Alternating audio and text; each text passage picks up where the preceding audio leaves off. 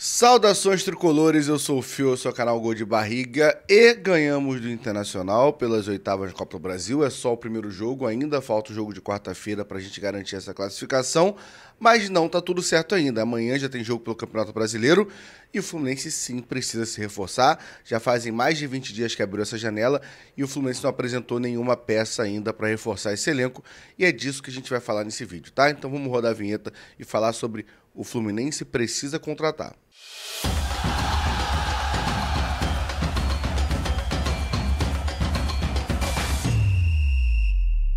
Antes de começar, vou pedir pra você, deixa o like, se inscreve no canal, que ajuda muito a gente a fazer esse trabalho aqui, tá bom? Estamos pra bater 15 mil inscritos e dependemos de vocês. Então, se você não é inscrito, se inscreve no canal. E se você já é inscrito, deixa o like, que ajuda muito. Pode parecer bobeira, mas é uma coisa muito importante, tá?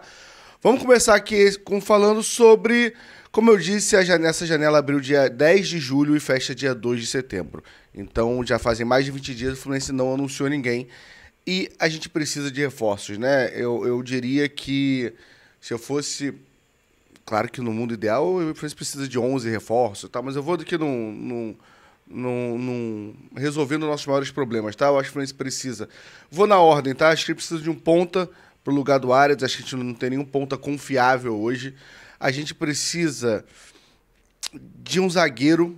Acho que a gente precisa de um zagueiro, ainda mais com o Ignacio machucado e o Thiago Silva revezando. Não dá para descontar na temporada de precisar ser titular Thiago Santos ou Manuel. Por exemplo, agora talvez o Thiago Silva precise ser poupado porque vem de uma sequência de jogos. Tem um jogo importante no mata-mata quarta-feira e a gente vai ter que Thiago Santos ou Manuel. Então precisa de um zagueiro, precisa de um camisa 10 e precisa de um centroavante. Essa é a minha opinião, tá? As informações que a gente tem, aparentemente o Fluminense tá procurando ponta, tá procurando um zagueiro, tá procurando um camisa 9 ali. Já especularam esse 10, mas esse 10 parece estar um pouco, né, tá um pouco frio agora, ou então não vazou nenhum nome ainda para esse camisa 10.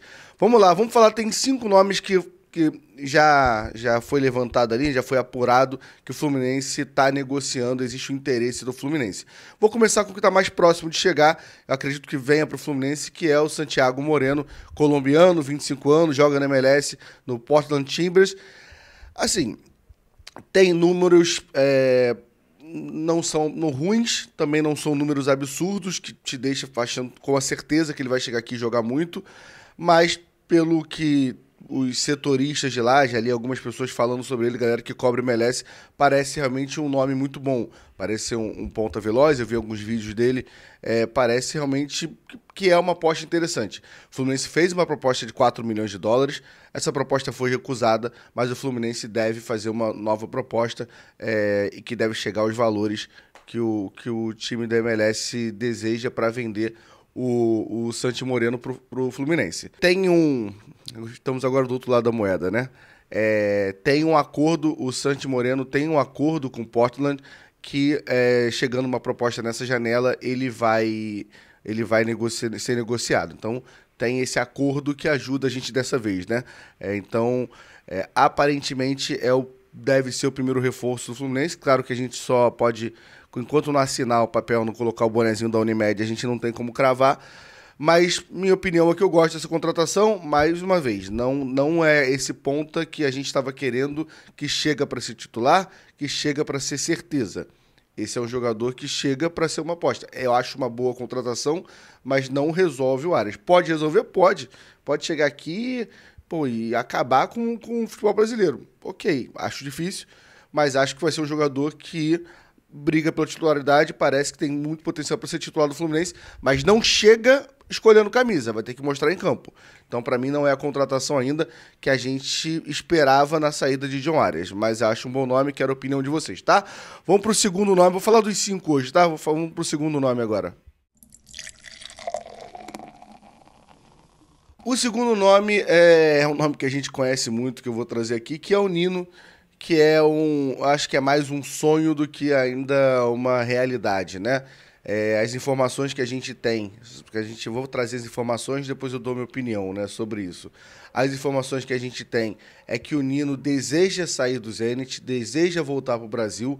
Acho que até o Gabriel Amaral traz essa informação que são motivos particulares, não é algo que ele não está se adaptando, não é algo que ele está insatisfeito de estar jogando na Rússia, é um problema particular que o Nino quer voltar para o Brasil.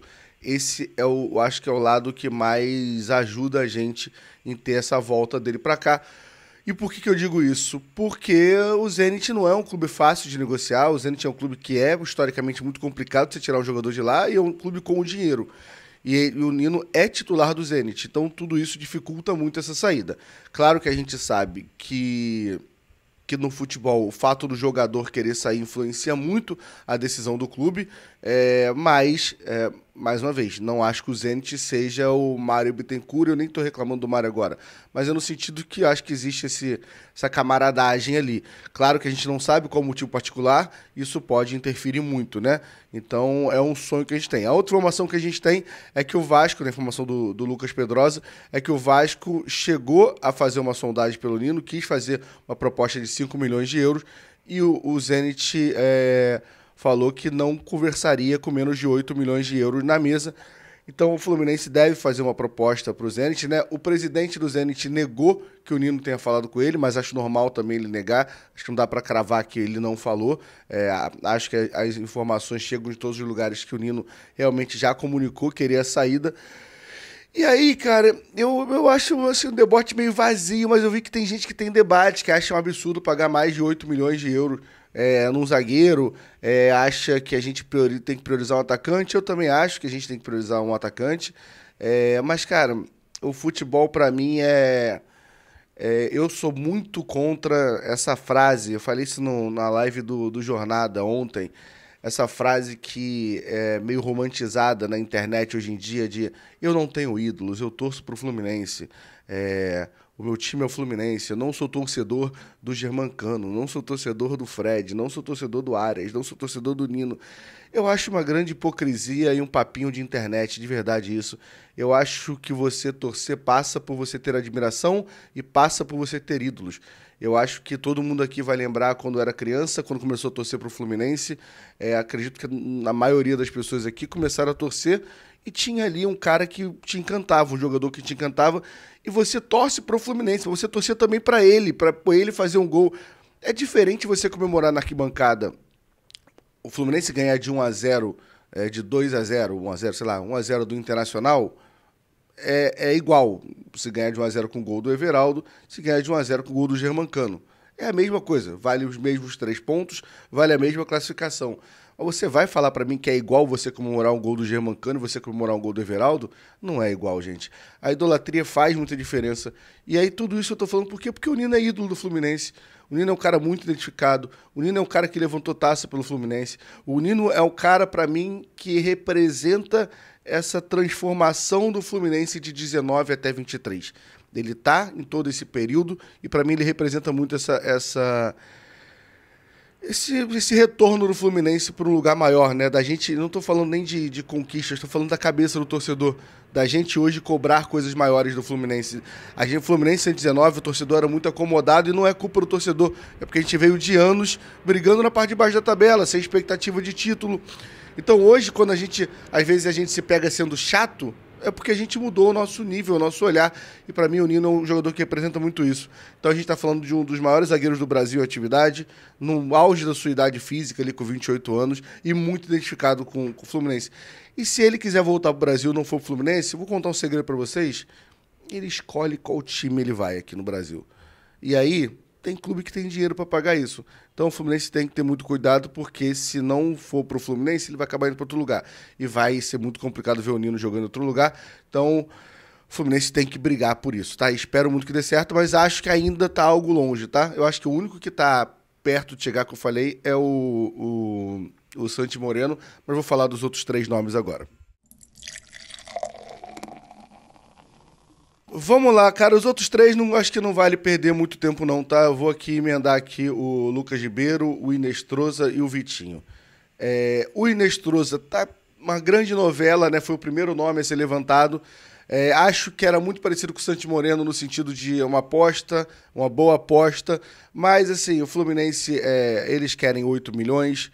A gente está falando do dobro do valor, né? Que o Fluminense fez a proposta, né? Claro que o Fluminense vai ter que aumentar a proposta agora pelo Santi Moreno. e eles querem envolver o Serna na negociação, eles querem usar o Inestroso. Então, assim, deu uma esfriada e eu acho que não existe mais essa possibilidade, a não ser que do nada o Atlético Nacional decida baixar o valor e abrir mão. E não está aparecendo, nenhum dos dois querem ceder. Nem o Fluminense quer aumentar a proposta, nem o Atlético Nacional quer diminuir essa proposta. Então, acho que é algo que esfriou. O Lucas Ribeiro também é muito esse caminho, né? A gente sabe da informação que tem o clube do Catar, que também queria o Lucas Ribeiro, e esse clube do Catar colocou a proposta na mesa, é uma proposta muito mais vantajosa. Tem a vantagem do Lucas Ribeiro de vir jogar no Fluminense, por achar que tem mais visibilidade, mas aí nesse momento é dinheiro, aí o clube eu acho que dificultou muito a situação do Lucas Ribeiro chegar no Fluminense, e tinha a informação que ele não tinha treinado no começo dessa semana, porque já estava muito certo a saída dele, e ele voltou a treinar, o que eu acho que mostra que deu uma esfriada também, né, nessa relação. E o outro jogador é o Vitinho, né, que você e quase todo mundo deve ter aí 10 malucos que querem a contratação do Vitinho. Para mim não é um escárnio essa contratação do tamanho da contratação do Soteldo, mas é na mesma linha, não cabe a contratação do Vitinho. O Vitinho tem uma proposta melhor do mundo árabe, que ele vá para o mundo árabe, que ele tem o desejo dele voltar ao Brasil, mas eu quero informar, Vitinho aqui tá perigoso, vai para o mundo árabe. Para mim, Vitinho é mais do mesmo, já dei essa opinião 300 vezes. Tem chance de chegar aqui e jogar? Tem, o Soteldo foi titular no último jogo. Essa loucura. Mas, assim, acho uma péssima contratação do Fluminense se o Vitinho vier. Sendo bem sincero, é futebol, posso queimar minha língua, mas também acho que a quantidade de reclamação, de hate que ele sofreu ali da torcida do Fluminense, eu acho que pode ter pesado também para ele não tomar essa decisão, mas essas propostas todas estão na mesa, né? Então, esses são os 5 jogadores.